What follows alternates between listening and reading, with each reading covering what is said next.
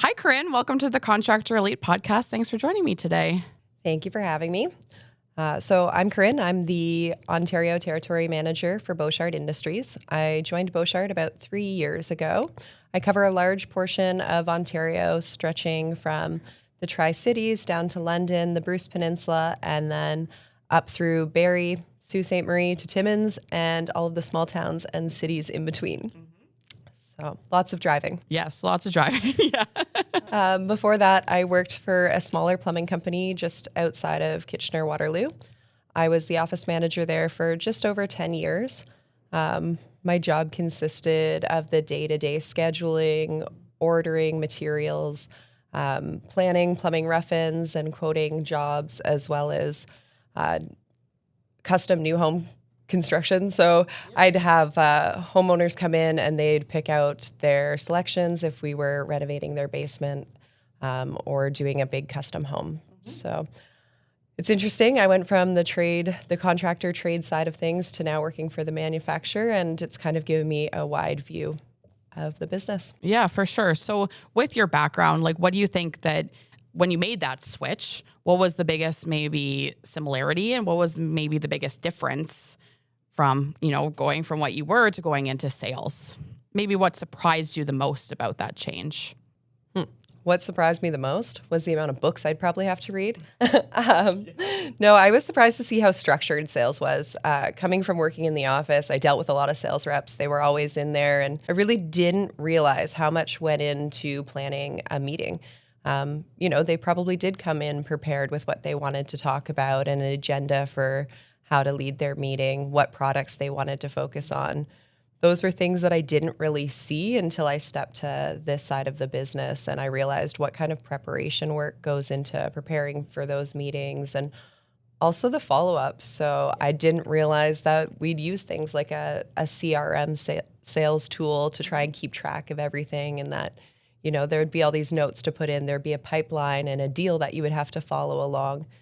Those were things that I didn't see the similarities to. I guess for something I did would be just I always got to go and attend the trade shows. It's different to be now standing behind the booth and not the one walking around. What is one thing that you learned from your background that you brought into this role and you're really happy that you had learned that in a different role? I would say just understanding the full process of plumbing. So what it takes to do a plumbing rough-in, what are all the stages that you have to go through? And I think sometimes the most important part is just making sure that you have all the material, planning everything out. There's so much that goes into it.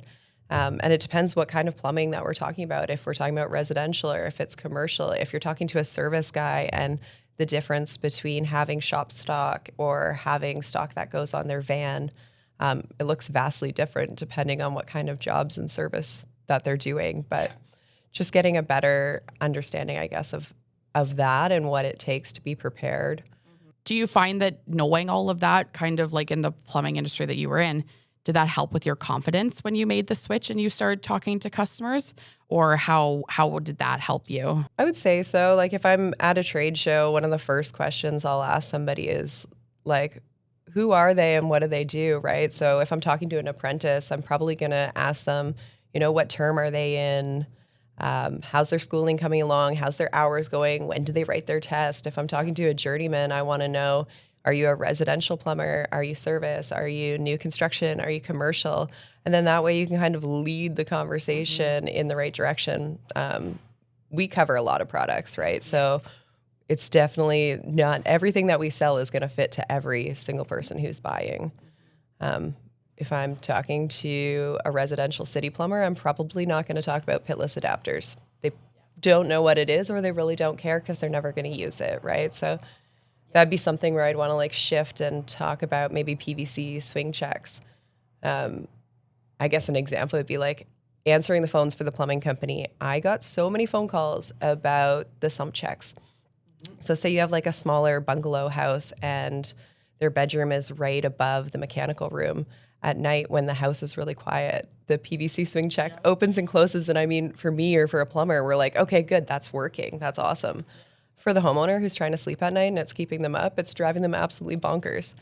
So one thing, like when I'm at a trade show and I find a residential guy, I'm always trying to show them like the quiet PVC swing checks and what's the benefit to that. And one thing that I know about plumbers is like they really like to take things apart, right? Yeah. So it's like, here, unscrew the union, pull it apart, check it out. Like what's the difference to the spring load and why upsell your customer right away instead of having them come back to you. I think one of the biggest and most important things is like your reputation, right? Mm-hmm. So installing good products right from the start and not having those callbacks and that service. If you look at like squeezing a callback into a very busy day is a nightmare for a plumber. It's, it can put a wrench into everything, right? Yeah. So it's hard to fit that in, I guess, or it means that somebody's going to be home late for dinner or you have to bump another job. So yeah, for sure. Yeah, making sure that we're selling good material and and you would have that insight of what they're interested or what you think they need, right? Like you would know that coming from this background. So then what would spark your decision to leave that and go into sales? Yeah. So my aunt, Wanda Hagen, is the regional account specialist for Western Canada, and she's been with Beauchart for over 15 years. And Wanda was always calling me to tell me like, hey, we just came out with this. This is kind of new. So I knew all about Beauchart. I knew about like the innovation, the products. I knew about the company and that she was really happy working here. And so she called me and she said like, hey, we're hiring direct for sales. What are your thoughts? And, you know, if you asked me 10 years ago, I would have absolutely said no. It wouldn't have worked for my schedule. I had a young daughter at home. Traveling would not have worked. But sales is not a 9-to-5 job. Like, you know that. There's a lot of long days, trade shows that we're gone to, sales meetings. So now my daughter's a little bit older, and I'm able to do that travel, I guess. So that's part of the reason I made the jump is just the company sounded good. I was excited to join and be a part of the culture. She never had anything bad to say about Beauchart. So it was just time for a challenge and to make a jump. A good opportunity at the right time kind of thing. Yeah. Yeah, it just fell in and the timeline just aligned. Nice. So then, like, do you feel like you approach sales a little bit differently than somebody who doesn't have the background that you have?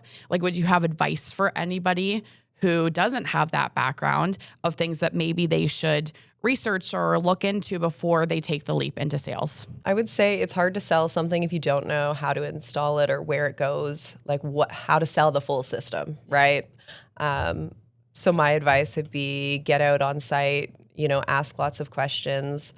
Don't try and BS your way through a conversation because the trades will humble you. They will see right through that. So it is so much better to just say like, hey, I don't know. Can you teach me more about that? If you're at a trade show, you're standing in front of these guys who are experts at what they do. So I'm not scared to be like, how do you use that? Where does that fit into the system? Can you tell me more about that? And, I'll flip the script and tell them about something I know about too. But it's good. You've got these experts right in front of you. Utilize that. Or people that you work with, find a good mentor. But I would say, the biggest thing is like, if you can get out on site and see how it's really done in person and maybe ask those questions as they're installing. I know for myself this year, well, I guess it would be last year, I was able to attend the WellTech training course with Warren Lusk. So I got to learn a little bit more about like groundwater safety and see what it means and what these guys go through to get WellTech certified. So that was really interesting to listen and sit in on that and meet some of those people. And for myself, I really want to get out onto like a drilling site this year. So if there's any drillers listening, please invite me out. Corinne, yeah. Yes, call me. I'll bring some coffee or some lunch. But I want to get out and I want to see like the drilling rigs and the different processes that they use to pull water and how do we go from, just getting a rig on site to actually getting the water into somebody's house and where does Beauchart's products actually fit into all of that? Because I've looked at, our moving the water from the ground up description and the sheets that we have and everything we have, but it's so much different to actually see that in person and see the installation and step by step how we go through and do it. Yeah, because also a lot of people don't maybe know all the stuff that we carry because there's so much of it. Man, I don't even know all the stuff we carry. Exactly. So in accelerator courses, we talk about like upsell opportunities and stuff like that. And so we talk about different products that, work with these ones. If you're purchasing this, you should be purchasing this and stuff like that. So learning how it actually works in a system and what goes together is a good key to start that and then be able to teach somebody else it. So I just want to shift into a little bit women in the industry. There's not a lot of women. That's becoming more of a thing. You're seeing a lot more. Is there something that you would give like advice to any women who are starting in the industry, starting in sales? Like, what would you say to them? I would say just like, don't be afraid to put yourself out there. I mean, if you look at a company like Beauchart, we've got a strong female leader as our president. We have Julie, and there's so many people in key leadership roles here at Beauchart. If you look at the skilled trades, I mean, 50 years ago, there probably wasn't very many, if any, women in HVAC and plumbing. And there's so many different groups and things available now. So, I mean, there's the Women's Network with the CIPH. There's women in HVAC. If you look at the social media, there's so many women that you can follow on there that are skilled plumbers or in the HVAC that you can check out and see like how do they go through their day to day. I would say it's a growing industry, right? So don't be afraid to take chances and to go for it, and don't disqualify yourself, right? I know one thing is, for myself anyways, like I'm always trying to be over prepared and over organized. And I know that helps, and it helps build your confidence, but don't sit there and wait and let an opportunity fly by because you don't feel like you're qualified enough. You need to just go for it sometimes. So would you have anything that like a mindset shift that like helped you succeed in a male dominated environment, or like anything like that that like really helped you that could help somebody else? Early on, I would say I definitely let the little comments and those kinds of the situations, like if I messed up and I didn't do something properly, say we had a plumbing rough-in and the guys called me and they're like, Corinne, where are the bathtubs? It's 10 o'clock. They're not here yet. Things like that, you learn from your experiences. So don't let the little stuff throw you through a loop. Don't let it get to you at the end of the day. Figure out what you did wrong and learn from that mistake and just push forward. I guess too, like the other thing I'd say about maybe being sometimes the only woman in the room is it might give you an advantage, to be honest. Chances are they're going to remember you, right? So yeah, focus on being confident, being prepared, knowing your agenda, what you're going to talk about, and I think everything else will just fall into place. Do you have any tips or tricks for being prepared that like you like to do before a sales call or anything like that? Yeah, I will sit down, I'll review all of my numbers. I'll make sure that I have a bit of an agenda depending on the type of meeting that I'm going into. And I think it's different whether you're having a meeting that's going to be at a counter or you're going to site and you're going to visit a plumbing company or an HVAC company, or if you're going to sit down in like a leadership executive boardroom, right? So a lot of that just comes with practice, but you have to shift and change depending on what kind of meeting that you're going to have, right? So just going through and know your numbers, know what you're going to talk about, be confident in that sense. Do you see any opportunities right now for women in trades? Like, is there anything that you would recommend or sales right now? I would say it's a growing industry and it's one that we're always going to need. Maybe the residential side is a bit slower right now, but we've definitely still building in commercial, right? Yeah. I think that there's still tons of room for opportunity, and skilled trades is always going to be something that is going to continue to grow at least. So if you could speak then to your younger self starting out, what would you say to you? So whether that is how you started out in the plumbing industry or whether that is where you are right now, what would you say? Don't quit on the hard days. Just keep pushing through. Honestly, when I started, I knew nothing about the plumbing industry, and it took me 10 years to figure out what I was doing as an office manager for that plumbing company. And I'm 3 years into Beauchart, and I'm still figuring out what I'm doing. I'm still learning every day, and that's the thing about this industry too. Like the plumbing code's always changing. There's always new products that are getting brought out. So just keeping up to date with what's happening in the industry, what's going on in the market, what new products are out. Take advantage of the trade shows. Go walk around, talk to people who are, professionals in their own industry, and ask questions, feed off that, and figure out what are other people doing.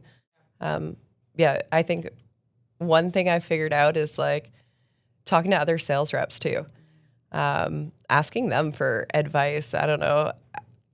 when you go to these trade shows, sometimes they're like 2 days long and you end up with like a whole group of people that you've never really met before, but you got to sit down and eat with somebody. It's nice every once in a while instead of by yourself. So I'd ask them like, hey, what's your advice? Like, say you've got a 10-year guy who's been a sales rep for 30 years. And the one that really stuck out to me, and I guess that's one that I've kept, is like when you're in sales, it's important to know your customer, but also know what their wife's name is or their spouse's name, know their kids, how many they have, where do they like to vacation.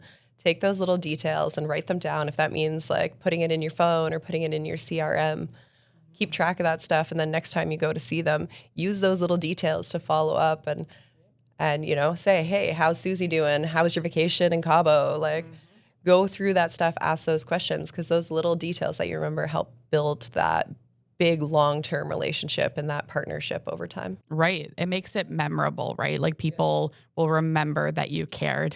And then when you go in the next time, they'll feel good about like a conversation with you because they'll be like, oh, she actually, you know, cared about my kids or what they're doing and stuff like that. So do you have any like fun icebreakers or anything you like to do when you are meeting somebody for the first time? Is there anything you like to do to just, you know, break the ice, get situated, not feel too many nerves or anything like that? Yeah, again, probably depends on who I'm meeting and where I'm meeting them. My personality probably shifts and changes a little bit depending on, you know, who I'm meeting and where. And I think part of that like comes from, I guess I didn't tell you about my first sales job. Did I ever tell you that I sold magazines? No, I did not know that. Oh geez, it was a long time ago now. But just out of high school, I worked for a company and I lived out of my car for a couple of years till I had my daughter. And then that was the end of that sales job. But yeah, I sold magazines and I would go into different places. That was before everyone had cell phones and you'd actually sit down and read a book, right? So I'd go into doctor's offices or I'd go into mechanic shops and I'd go into, you know, grandma's house down the road because she wanted to get a monthly magazine. So you have to kind of shift and change depending on who you're talking to.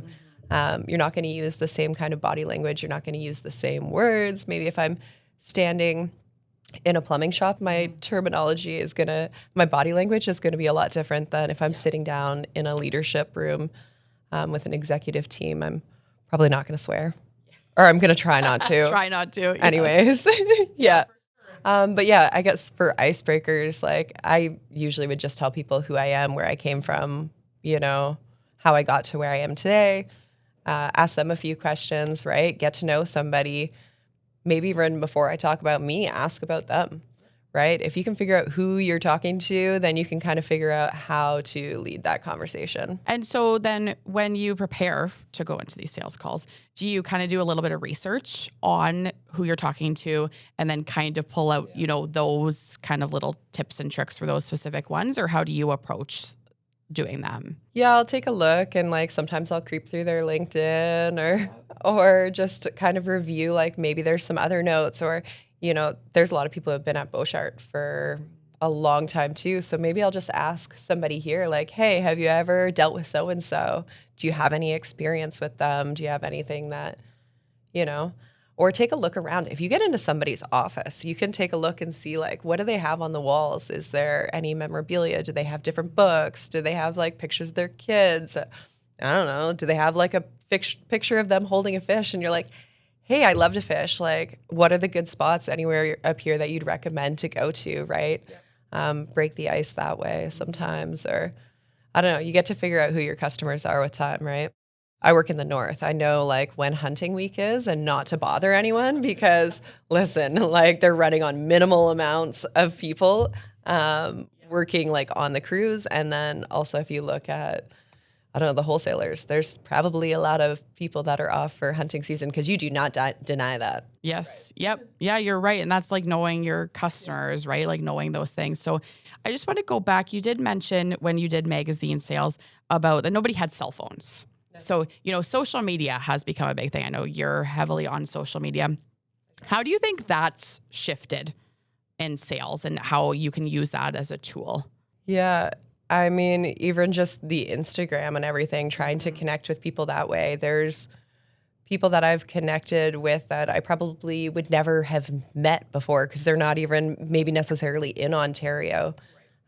But you connect with them. They like your posts, or I've posted things about like some of our different fittings, or I've gone out because I've got a lot of friends that are still plumbers, and I don't know, I'll tag along to their job sites if they're just doing like a private job or whatever, just to see like what they're installing, especially if it's Beauchart, right? Yep.